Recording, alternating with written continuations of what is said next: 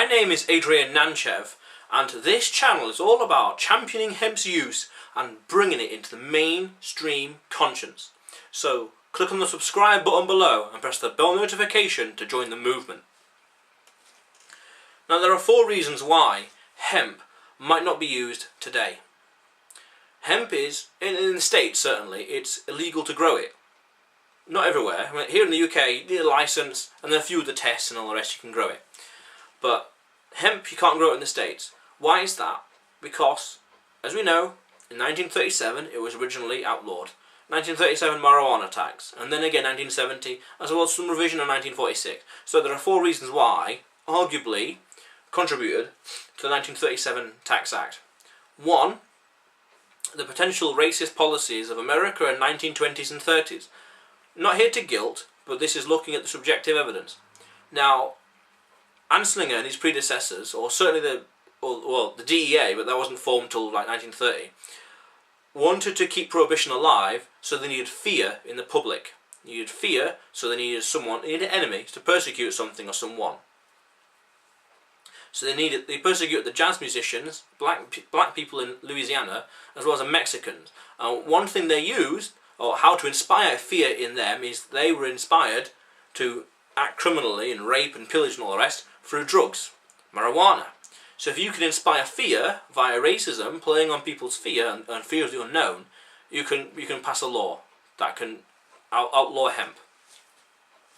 Other one is, and this kind of goes into it, is America, perhaps in its like manifest destiny or its psyche or I'm not sure culture, always needs an enemy, always needs a boogeyman.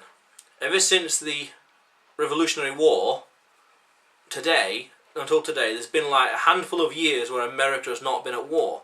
And most of them actually has been 1930s. So they probably need an enemy just in time for the Great Depression to end or something like that, or I'm not sure, but they need an enemy. In the early days it was probably early days it was British. They had probably the Native Americans. At one point it was the Barbary Wars, just before the War of 1812. So Tripoli, off the coast of Tripoli, interesting history there.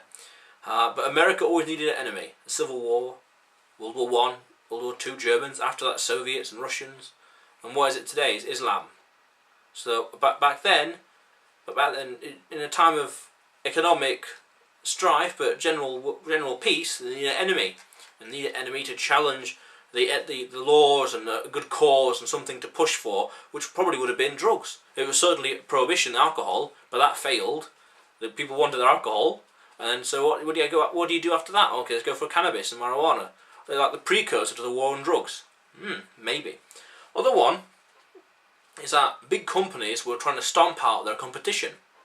We know about the cotton ginny, or cotton gin, and the decoordinator, Michael, I forgot his last name, but how to pronounce it. Michael Schulten, 1919, gets the patent for the decoordinator. Big Pharma, DuPont and Hearst, they said, probably the case was this. 1900, they see hemp as a good crop, but difficult to handle, difficult to work with. The cotton ginny is not as good, but probably a hell of a lot easier to harvest and process.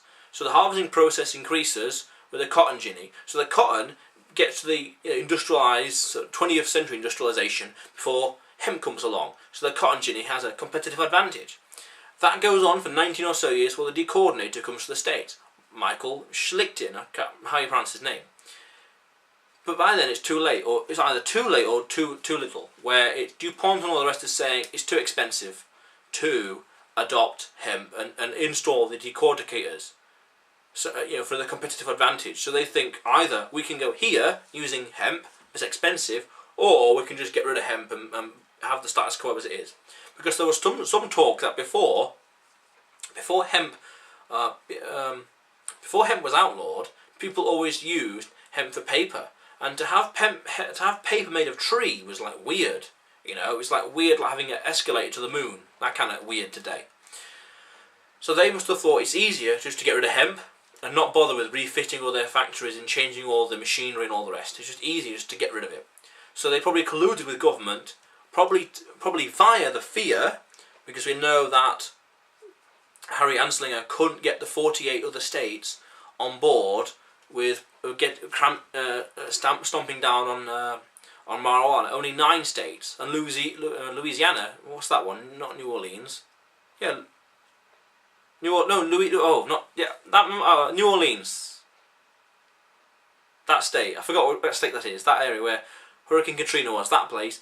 They were one of the 9 states that did not jump on board with Harry's policy for anti-marijuana and cannabis laws in the 1930s. And the 4th reason that could be is Harry needed a justification for his cause and for his department. See, he was the first drug czar of what is now called the DEA, which was formed just after alcohol prohibition. So he had nothing to police. He had nothing. His job was unjustified. Where's the enemy? Where's the problem? Alcohol is legal. There's nothing for the police to do. So he needs to create an enemy. He needs to create something for the public to rally behind him and say, that's evil, we need to get rid of it. But the politicians, or most of them at the time, weren't too enthusiastic about this. This is why only 9 states out of 48 jumped on board with his policy. So he needed to then tackle the electorate, the voters. Because if you get the voters on board, then you get the politicians on board. If you get the politicians on board, you get the departments and the police and all the rest. But the only way to get them on board was to create a fear and to create an enemy. So it's interesting, come to think of it, how it's all intertwined. But it's probably a combination of those 4 things. Each of them having a different impact, or maybe one's a consequence of the other.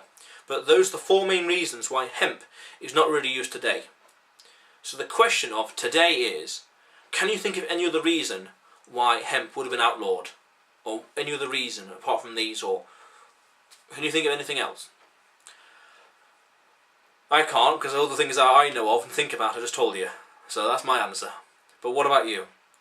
Also, while you're thinking about it, comment below and press the subscribe button and click on the bell notification next to it for the latest uploads. How cool is that?